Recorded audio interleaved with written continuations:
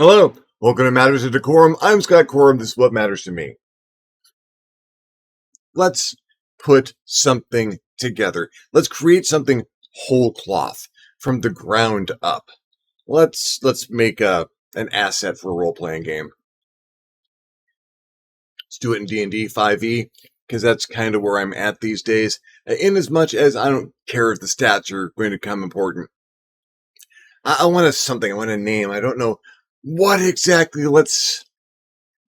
I've done taverns. I've done magic items. I've done whole kingdoms. Let's do a town. I've done towns too, for that matter. Let's do a situation.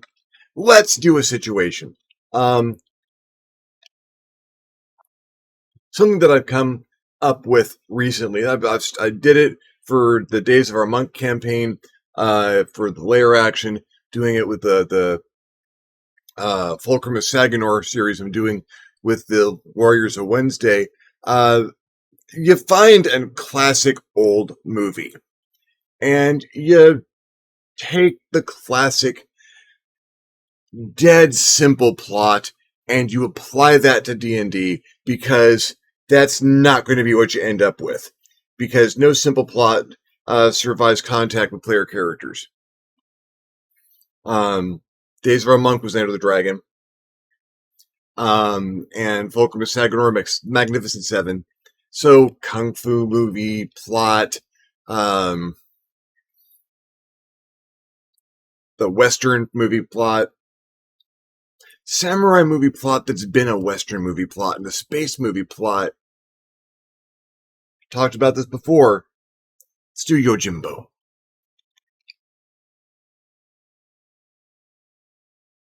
To build a D&D town where you can do Yojimbo, or Fistful of Dollars, or Omega Doom, Last Man Standing. All the same movie, all the same plot. Your protagonist wanders into town. They are a person who is of questionable background, but have a certain particular set of skills. Those skills being killing people. In this town, which is apparently very economically depressed, there are still some wealthy families, one on either end of the town. On this town, people engaged in one criminal activity, and on that end, people engaged in another criminal activity. And a kindly citizen, perhaps a bartender from the middle of town, informs our protagonist they shouldn't stay in this town because there's a family over there doing crime and a family over there doing crime. And someone like them in this town can't be good for anyone. And the protagonist looks at this situation not as stress or danger, but as opportunity. Family over there, me right in the middle. I can work with this. And they proceed to turn one family against the other, and that family back against this one, playing both sides against the middle, which is them, getting paid for doing both of them, until they find a victim. One of the families is doing something terrible to someone helpless. And the protagonist, for whatever reason, can't let that go, has to step in, at risk, messes up their whole operation, getting the helpless person out, and the protagonist gets blasted, just taken down, wrecked. Not entirely done, though. And someone, perhaps the gravedigger in the town, gets the hero out in a coffin. Very often, a coffin. And the hero, broken, puts themselves back together, remastering skills that their broken body should not be able to handle because they are that pissed off. Go back and wreck everything because they messed with the wrong guy. That's Yojimbo. Last Man Standing. Fistful of Dollars. Omega Doom. It's a classic. It's um, one of the great plots. So how do we put this in Dungeons and Dragons? Well, there's a town. There's a town that is. It was a nice town at one point in time, and everyone got along. There's a nice tavern in the center of town because the center of town is a great place for a tavern. You want a well, you want a tavern, that's where your city hall is, if they're not the same building. Because that's where you go and everyone can gather up and it's community and it's hearth. But things started to happen. Those folks over there and those folks over there. Mercenaries, necromancers. Already I love this. So, not a good mercenary company, no. Assassins and necromancers. People who make corpses, people who use them. You'd think they might be able to find some common ground, but no. They are competitors. The kingdom will use one or the other from time to time, but they're having to split profits, and neither of them likes that very much. The assassins could go and remove the problems of the kingdom. The necromancers can remove them a different way and turn them into the kingdom's assets. The necromancers cannot work in the numbers the assassins can, but the assassins can't get the utility out of their kills the necromancers can. Both operations family owned. You got the creepy Addams Family pastiche as the necromancers. You have the oh man, something. What were the assassins going to be? What's going to be their fast identifier? What family can we go to? The Sopranos. They're the Sopranos are a mafia family. And they do assassinations on the side. They also do a nice brisk business in wine. There we go. Vintners. They're a wine-making family where people happen to end up dead. The necromancers, they're the alchemists. They make potions for people, and some of them just happen to bring the dead back to life. Ish. Kind of. Not in a useful way, but in a useful way. And as our protagonist, the player characters. Oh, yeah, this is a terrible situation for player characters to get in the middle of. Because the assassins and the necromancers are having a truce, an uneasy truce. They're not getting along. They've got a lot of enmity. They are competitors for the same kingdom's business. They're always trying to get ahead of the necromancers. Necromancers are always trying to get ahead of the assassins. But the assassins can't really jump the necromancers, or the necromancers will drop a bunch of zombies on them. The necromancers can't really jump the assassins, or the assassins will start to take the necromancers out no matter what it's going to cost. They can't afford to go to full war. Both of these families have tremendous amounts of cash, and they are both oppressing the town. The assassins can't stand to have people around who might be witnesses, can't stand to have people around who are going to be problems in the future, can't stand the church to be in town, no temples, because paladins would get in the way, and there were paladins at one point in time, and now there just aren't, and we don't talk about that very much. The necromancers couldn't stand that, the church in town either, so you've got a party that's got one cleric, one paladin, one person with any kind of deific background. Yeah, there's a problem there, isn't there? Well, you guys should probably just leave. Tavern owner is surviving by being in the middle and serving both sides equally. They stay there and drink their own wine. They have much greater tastes than the tavern could take care of. Tavern owner can just sit there, keep his place open, so he can tell people to leave. They come to town. It's off. It's a ways away from the beaten path. You know what? Have your drink on the house, but for God's sake, get out of town. There are rooms, you can stay the night, but in the morning, there's no hot breakfast. You leave. You leave in the morning. Nice balcony on the second floor where the player characters can get a good view of the town, the people in fear. You don't want to step out of there's necromancers and assassins. You don't step out of line in that town. Necromancer? What are the necromancers of the fucking mayor? The other side, the assassin's the fucking sheriff. Who are you going to step out of line? I mean, there used to be a different mayor.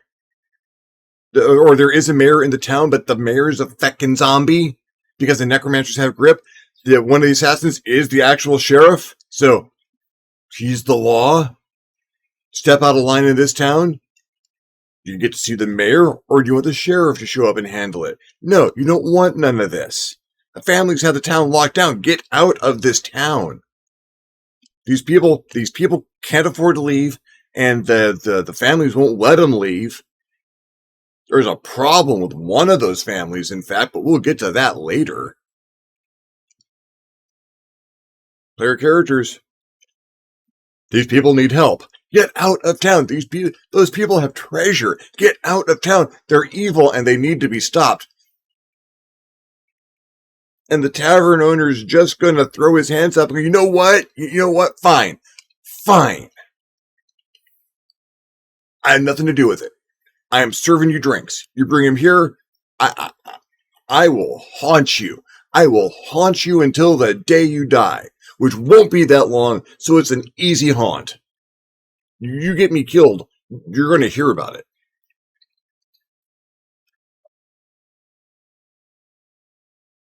At this point, you lose control of the situation.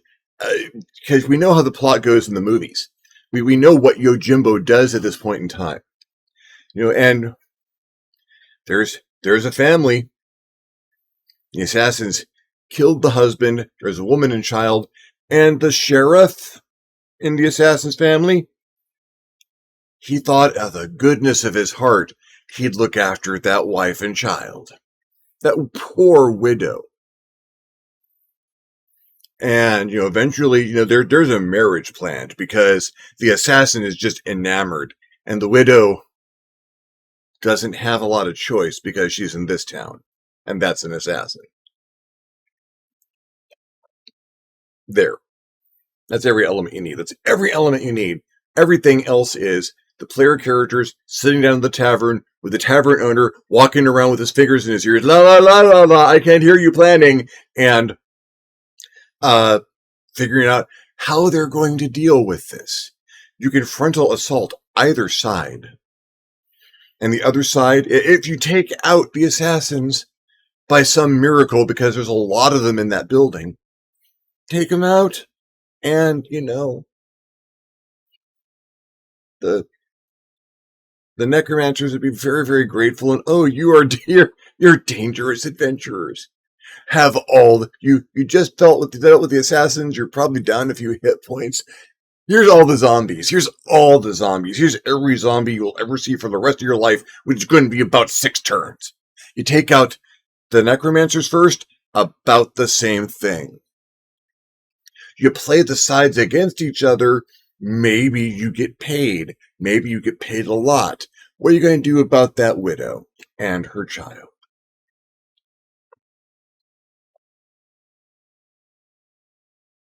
What are your alignments, by the way? Yeah, something has to be done.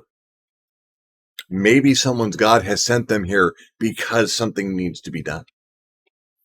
Maybe it's a desperate letter from a child whose father was killed, whose mother's being forced to marry an assassin. How you get the people there, that can be different. What the people do there, you have no idea, and shouldn't. And this is where the dungeon master takes their hands off the planning wheel and sits back and watches the players figure out how they're going to deal with this situation, because it's not insoluble. This isn't something a D&D party can't handle. This is one of the things I love about the hobby, is now you get to watch how your player characters deal with the Yojimbo situation. Are you going to get to mess them up real bad so they get to have a comeback scene? Maybe. But, that's entirely based on how this runs, on what they plan to do and how their dice rolls go. This doesn't have to have a happy ending. Be nice. It'd be good to see this play through. It'd be for this to be one of those stories where folks, moved on after this, or set up and used this town as a base. Maybe with some allies who are assassins and necromancers. Can you imagine if they decided to work with these folks instead of taking it all down? Maybe, I don't know, player characters. Unpredictable. In the best possible ways. This is a con game. This is something I wouldn't, let stretch out over 3, 4, 5 sessions. This is a 4-hour session. Show up pre-made characters or have some characters ready to come in. I do this between 5th and 10th level. At 10th level, you're going to have a hard time challenging these folks unless the necromancers and assassins are really, really pumped up a little bit. 5th level, challenging. 7th level, they might feel like they're in their stride getting out there and might get their butts kicked a little bit harder. 4 hours, con game. 3 or 4 people, 4-hour con game. Larger group, that's going to be a multiple session thing because people are going to take more time to plan. They're going to do more elaborate things.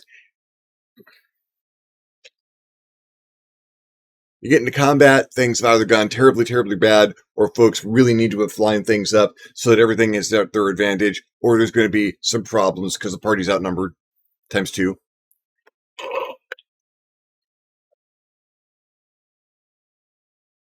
I love this hobby. I love this hobby because now I get to sit back and watch what happens there. I get to set up everything and I get to watch the thought processes and the people who do recognize that this is from, tell them that they're doing a fistful of dollars. You let them recognize they're doing a fistful of dollars. And then you just sit back and watch the beauty of their thought processes and the chaos and how they decide they're going to wreck this situation because this needs to be dismantled. And it's not going to be boring. This is not a situation. This is a target-rich environment. The player characters are going to go nuts with it because that's what player characters do. All you gotta do is sit back, roll dice, and adjudicate consequences. This is why this is the part of the hobby I love. Well, thank you very much for following me along through this particular ramble. If you enjoyed the video, give me a thumbs up. Didn't enjoy the video, give me a thumbs down. Feedback is feedback. If you have any questions or comments, you'd like to have any other suggestions for how this scenario could go, other movies that you could throw this particular treatment at, things you'd like to hear me talk about, subjects you'd like to hear me cover, leave me a comment down below.